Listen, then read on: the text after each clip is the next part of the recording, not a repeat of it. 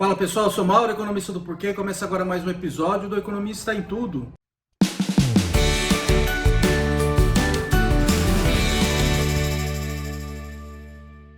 Hoje eu vou falar sobre imposto em combustíveis, e especificamente de um projeto de lei que foi aprovado essa semana na Câmara e agora vai para o Senado, que muda o cálculo do ICMS sobre os combustíveis. Então a gente já tinha falado aqui em vídeos passados que o ICMS, os impostos em geral, eles não são um vilão por trás do aumento dos combustíveis, porque as alíquotas estão paradas, tá? O combustível está subindo por outros motivos, pelo preço internacional do petróleo, pela desvalorização do real e assim por diante, tá? Então, como as alíquotas estão paradas, elas não podem estar por trás do aumento no preço do combustível. Então, a alíquota, imposto, explica porque determinado produto é caro ou barato. Para explicar se ele está aumentando ou diminuindo de preço, essas alíquotas têm que estar mudando, e não é o caso. Então o que a gente discutiu, a discussão ela teria que estar mais focada numa questão de volatilidade do preço, tá? Em diminuir as flutuações de preço. Então quando o preço, por exemplo, o preço internacional do petróleo sobe, o imposto ele poderia, por exemplo, diminuir proporcionalmente para ajudar a segurar esse preço, tá? E aí quando o preço do petróleo cai, ele poderia aumentar proporcionalmente, e aí você faria com que as flutuações lá na ponta ficariam menores, tá? E eu acho que o projeto de lei ele vai nesse sentido. Então deixa eu explicar em linhas gerais como é que é a proposta, tá? Então hoje o ICMS é calculado em uma janela de 15 dias, usando o preço ao consumidor numa janela nos últimos 15 dias, tá? A proposta, que é uma proposta encampada pelo presidente da Câmara, o Arthur Lira, e que assim teve uma votação enorme dos deputados a favor, é de estender esse prazo, essa janela em que é calculado esse preço médio para 2 anos. Isso aí, no longo prazo, não vai fazer com que a gasolina ou com que o combustível fique mais barato, né?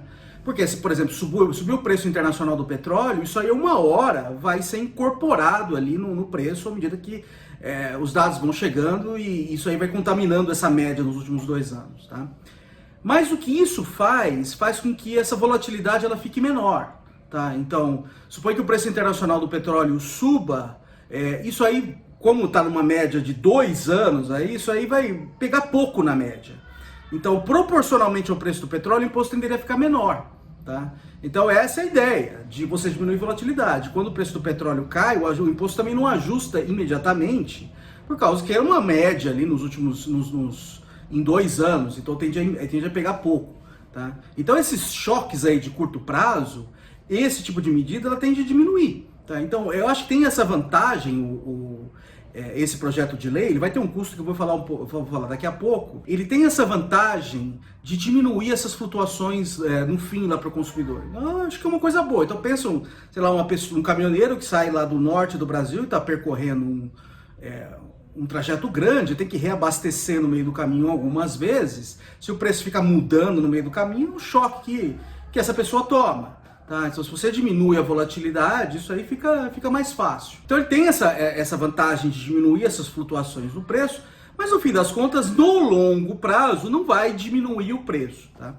Só que eu acho que diminui sim no curto prazo. Por quê? Porque hoje o preço está no nível alto.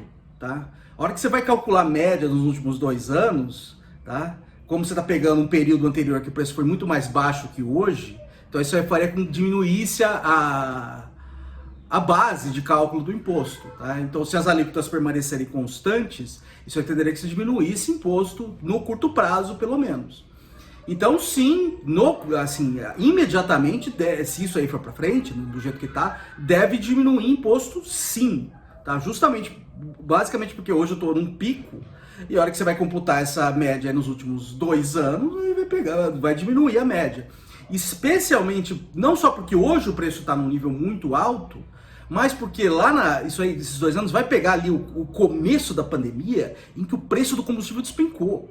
Tá? Não sei se a gente falou aqui de contratos de petróleo que ficaram com preço negativo. Tá? Ou seja, estavam pagando para as pessoas levarem esse petróleo. E aí o preço despencou durante a pandemia com a queda das movimentações no mundo inteiro. Agora ele subiu, então a hora que você tirar essa média vai ficar mais baixa. Tá? Então no curto prazo tem sim potencial de diminuir imposto. Tá? Tá? Tanto é que os próprios governadores estão chiando bastante, porque cai a arrecadação deles, dos estados, né?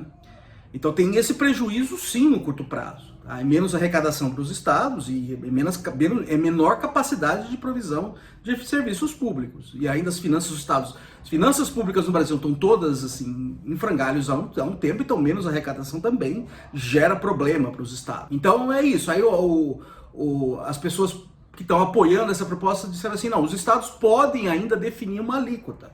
Tá, então eu falei, tudo bem, essa média vai cair, então a base do imposto vai cair, mas eles poderiam aumentar a alíquota, tá? Mas vão pagar o custo do custo político disso? Então basicamente o que os congressistas estão fazendo é ganhando os louros políticos dessa decisão e jogando o custo político para os governadores de terem que aumentar a alíquota, se quiserem manter a arrecadação. E, aliás, eles estão falando em aumento, em queda no preço dos combustíveis, eles estão falando em queda do preço dos combustíveis, eles estão já imaginando que os governadores não vão mexer na alíquota. Porque se eles mexerem, vai ficar no 0 a 0, né? Então, eu acho que já estão antecipando isso e a reação dos governadores, ela vai nesse sentido, que no curto prazo, sim, por causa do perfil, do jeito que está, o caminho que foi o preço do petróleo e dos combustíveis aí nos últimos meses e nos últimos anos, dá a indicação que a hora que se calcular essa média vai despencar. Tá? Então, no curto prazo, a tendência é que caia a arrecadação e caia imposto, sim. Uma preocupação que eu tenho com relação a essa proposta, eu acho que no longo prazo ela tem essa vantagem de diminuir a volatilidade, que é uma coisa boa. A preocupação que eu tenho com ela, que acho que é um custo que ela traz, é que o imposto pode ficar defasado se você tiver movimentos de longo prazo no preço do petróleo ou no preço da gasolina, tá? Então, suponha, por exemplo, que o preço da gasolina subiu para sempre, tá? Então, e isso aconteceu recentemente, né? Dado que o câmbio afeta o preço da gasolina, o real ficou enfraquecido e ele ficou enfraquecido e não voltou para o nível que estava antes. E isso está acontecendo já há um tempo, é um movimento de longo prazo, isso, um movimento bastante persistente. Tá?